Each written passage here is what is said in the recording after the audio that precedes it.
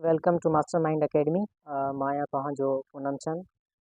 दोस्तों, अॼु असांजो जेको जनरल साइंस में पहिरियों चैप्टर असां क्लियर करणु वञूं पिया ऐं इहो आहे सॉल्विंग ए बायोलॉजिकल प्रॉब्लम। ऐं इहो तमामु अहम चैप्टर आहे।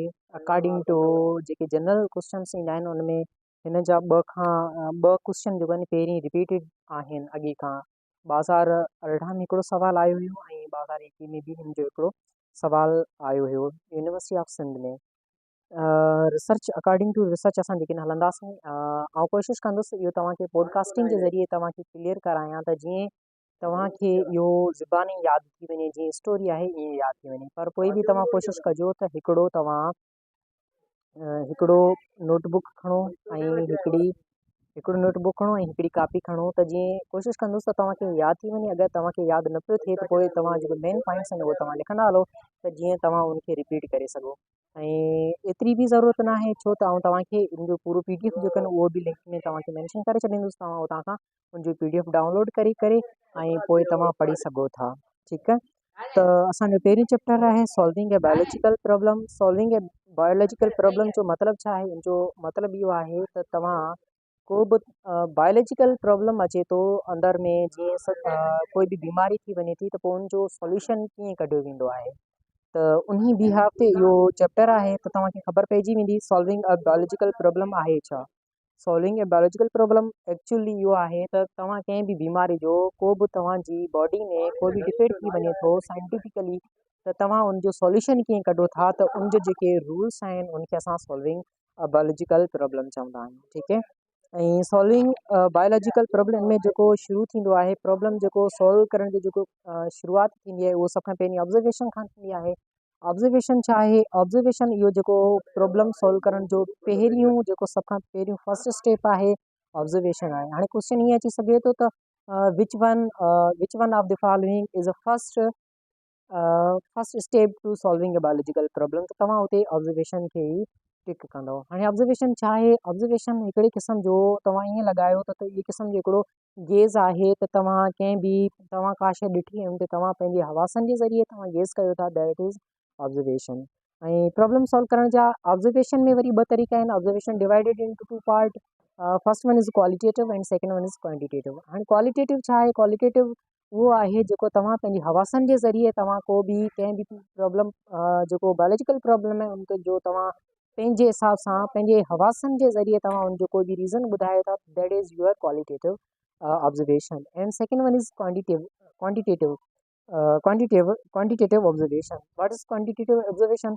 क्वांटिटेटिव ऑब्ज़र्वेशन हिकु अहिड़ी ऑब्ज़र्वेशन हूंदी आहे जेको साइंटिफिक जेके औज़ार आहिनि या इंस्ट्रूमेंट आहिनि उन्हनि जे थ्रू जेकॾहिं तव्हां कंहिं बि प्रॉब्लम जो जेकॾहिं तव्हां हल कढो था या उनजे थ्रू तव्हां कंहिं बि शइ जो ऑब्ज़र्वेशन कयो था त that is your quantitative observation. ठीकु आहे, सभ खां पहिरीं जेको ऑब्ज़र्वेशन थी हुई उहो मलेरिया जी असां कई हुई। उनजो साइंटिस्ट जो नालो हुयो इन 1880 में हिकु फ्रेंच फिज़िशियन हुयो, लेब्रा नालो हुयो। उन जेको आहे न ब्लड जा सैंपल कढिया। जीअं सभ खां पहिरीं जेको मलेरिया जी बीमारी जेको इहो आम हुई तक़रीबन हर साल 200 मिलियन सां मथे अॻे ज़माने में या अॻे वक़्त में जेको माण्हू जो शिकार थींदा हुआ। त हुननि में हिकिड़ो साइंटिस्ट हुयो, फिज़िशियन हुयो। उन छा कयो? फ्रेंच फिज़िशियन हुयो, उनजो नालो हुयो लेब्रान। यादि रखी छॾियो, उनजो नालो हुयो लेब्रान। जंहिं छा कयो?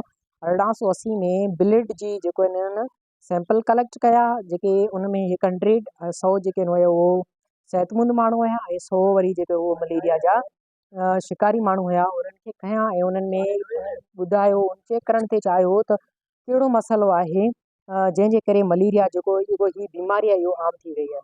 त सभ खां पहिरीं मलेरिया जो तव्हां इंट्रोडक्शन वठो त मलेरिया छा आहे? माला मीन्स टू बेड या बेड ख़राबु शइ, ऐं एरिया मीन्स हवा, त ख़राबु हवा।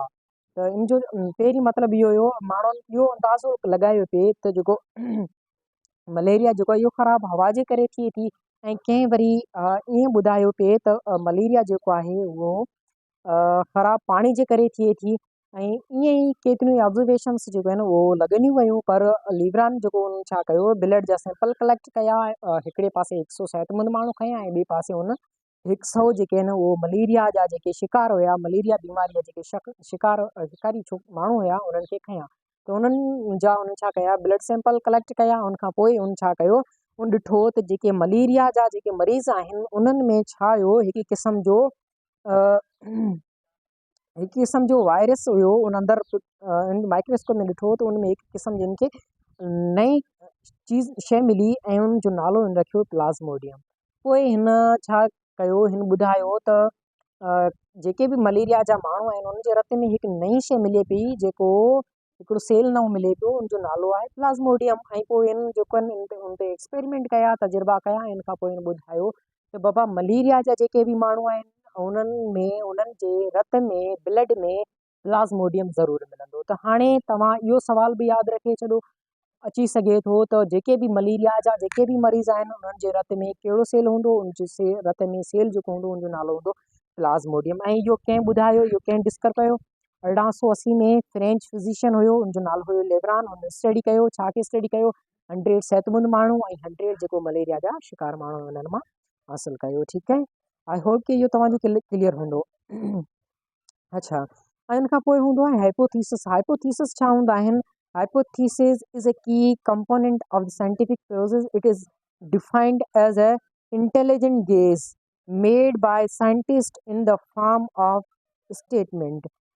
जेके हाइपोथीसिस जेको हूंदा आहिनि उहो छा आहे त हिकु साइंटिस्टनि जेको मुख़्तलिफ़ साइंसदान हूंदा आहिनि उहो उन्हनि ते हाइपोथीसिस ॾींदा आहिनि। जॾहिं तव्हां का ऑब्ज़र्वेशन कंदा आहियो, तव्हां को गेस कंदा आहियो, त पोइ माण्हू पंहिंजी पंहिंजी राय ॾींदा आहिनि, त उहो उन राय खे असां छा चवंदा आहियूं? हाइपोथीसिस चवंदा आहियूं। ठीकु आहे, ऐं उहा आहे पोइ उन खां पोइ थींदी आहे रीज़निंग थींदी आहे। ऐं रीज़निंग खां पोइ रीज़निंग जेका आहिनि उहा ॿिनि क़िस्मनि जी थींदी आहे, मतिलबु सबबु ॿुधाए वेंदा आहिनि। त रीज़निंग ॿिनि क़िस्म जी थींदी आहे, हिकिड़ी हूंदी आहे इंडक्टिव रीज़निंग, ॿी हूंदी आहे डिडक्टिव रीज़निंग। हाणे इन में सवाल आयो हुयो त इंडक्टिव रीज़निंग छा आहे? इंडक्टिव रीज़निंग अहिड़ी रीज़निंग हूंदी आहे जंहिंमें तव्हां जनरली कंहिं शइ खे ॿुधायो, कंहिं शइ जो तव्हां रीज़न ॾेई छॾियो, जनरल रीज़न ॾेई छॾियो। जीअं त तव्हां ॿुधायो त को बि हिकिड़ी मच्छी आहे, शार्क मच्छी आहे, उन जे सॼे जिस्म ते छा आहे? नंढा नंढा छलर आहिनि। मतिलबु हिकिड़ी मच्छी जे जेकॾहिं जिस्म ते छलर आहिनि त सभिनी मच्छियुनि जे जिस्म ते छलर हूंदा। इहो तव्हांजी छा आहे? इंडक्टिव रीज़निंग आहे। ऐं ॿी हूंदी आहे डिडक्टिव रीज़निंग। ऐं उन में छा हूंदो आहे? माण्हू उहो डिडक्टिव रीज़निंग में छा हूंदो आहे? जनरल खां माण्हू स्पेसिफिक शयुनि तरफ़ वेंदा आहिनि। उन में ॿुधायो वेंदो आहे इहो जेको इफ़ ऐं देन जे बुनियाद ते हूंदी आहे। इहो रीज़निंग जेको हूंदी आहे कंहिंजे बुनियाद में इफ़ ऐं देन जे। सवाल अची सघे थो त बाबा इंडक्टिव रीज़निंग छा आहे? इंडक्टिव रीज़निंग अहिड़ी रीज़निंग आहे जंहिंमें तव्हां छा कयो, हिकिड़ी शइ जे जेकॾहिं जिस्म ते छलर आहिनि त ॿी सभिनी जिस्म जे जेके मच्छियूं उन्हनि सभिनी जे जिस्म ते छलर हूंदा। हिकिड़ी शइ ईअं आहे त सभई शयूं ईअं हूंदियूं, पर डिडक्टिव रीज़निंग आहे उहो डिडक्ट करे थी, उहो ॿुधाए थी जेकॾहिं हिकिड़ी शइ ते इहो हूंदो त पोइ ॿी शइ ते इहो थींदो।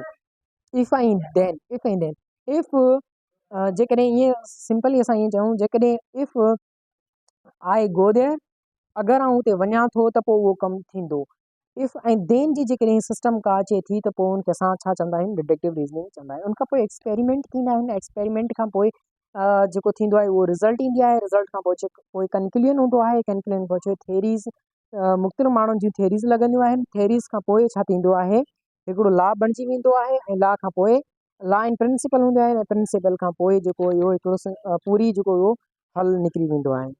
ऐं उनखां पोइ हूंदो आहे सिंपल हिन में आहे त रेशो छा आहे ऐं प्रोपोर्शन छा आहे। इहो मैथमेटिक जो आहे। मैथमेटिक असां इनशाला असां अच्छा, हिकिड़ी शइ मूंसां मिस थी वई हुई, उहो एक्सपेरिमेंट में हुई। एक्सपेरिमेंट जेको थिया हुआ उहो ॿिनि माण्हुनि ते थिया हुआ। हिकु 100 जेके उहो सिहतमंद हुआ ऐं हिकिड़ा जेको हुआ उहो छा हुया? मलेरिया जा शिकार थियल माण्हू हुया। त उन में जेको हुया, उन में जेके शिकार थियल हुआ उन्हनि जेको ग्रुप जेको हुयो उन्हनि खे असां छा चयो? एक्सपेरिमेंटल ग्रुप चयो। ऐं उहे जेके सिहतमंद हुया उन्हनि खे असां छा चयो? कंट्रोल ग्रुप चयो हुयो। त इहे सवाल अची सघे थो कंट्रोल ग्रुप छा आहे ऐं जेको एक्सपेरिमेंटल ग्रुप छा आहे। त तव्हांखे ॿुधाइणो आहे जेके सिहतमंद हुया उन्हनि खे असां छा चयो? कंट्रोल ग्रुप चयो। ऐं जेके बीमारी में मुब्तला हुआ, मलेरिया जी बीमारी में जेके मुब्तला उन्हनि खे असां छा चयो आहे? एक्सपेरिमेंटल ग्रुप चयो आहे। ठीकु आहे, पोज़ करे कटे। अच्छा, लास्ट में हाणे असां छा कयूं था? पूरे खे कंक्लूड करण जी कोशिशि कयूं था सिर्फ़ु ऐं सिर्फ़ु चंद लाइननि में। त सभ खां पहिरीं असां छा पढ़ियो त बायोलॉजिकल प्रॉब्लम छा आहे? जेको बि कंहिं बि शइ जो कोई बि असांखे बीमारी थिए थी या कोई बि बॉडी में कोई प्रॉब्लम हुनजो सॉल्यूशन जेको हूंदो उनखे असां सॉल्विंग प्रॉब्लम जेको बायोलॉजिकल प्रॉब्लम चवंदा आहियूं।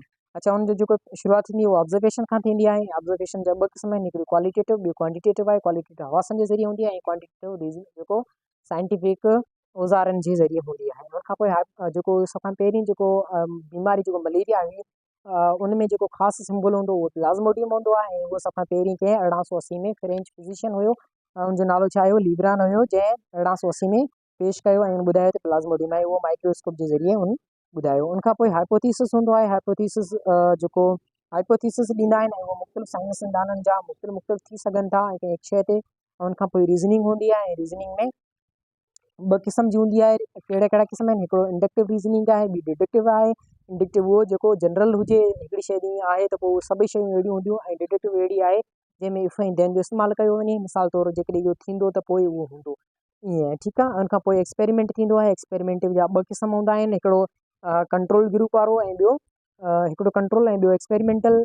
ऐं कंट्रोल ग्रुप उहो जेको सिहतमंद माण्हुनि ते कयो वियो हो, ऐं जेको एक्सपेरिमेंटल उहो जेको बीमार माण्हुनि ते कयो वियो। उनखां पोइ रिज़ल्ट आहे। रिज़ल्ट खां पोइ कंक्लूजन हूंदो आहे। कंक्लूजन खां पोइ जेको हिकिड़ो क़ाइदो थी वेंदो आहे ऐं क़ाइदे खां पोइ बायोलॉजी जो जेको मसइलो उहो हल थी वेंदो आहे। ठीकु है।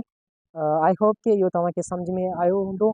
ऐं जेकॾहिं अहिड़ियूं ई पॉडकास्ट तव्हां ॿुधणु चाहियो था ऐं तव्हांजो हिकिड़ी चैप्टर खे रोज़ तव्हां वन शॉट में क्लियर करणु चाहियो था त पोइ असांजे चैनल खे सब्सक्राइब करियो। असां यूनिवर्सिटी ऑफ सिंध जी बहितरीनु प्रिपरेशन कराए रहिया आहियूं विदिन पॉडकास्ट ऐं हिकिड़े शॉट में ऐं चंद वक़्त में तव्हांजो पूरो चैप्टर क्लियर ऐं टू दी पॉइंट बिल्कुलु हूंदो। Thank you. अल्लाह हाफ़िज़। Thank you for watching.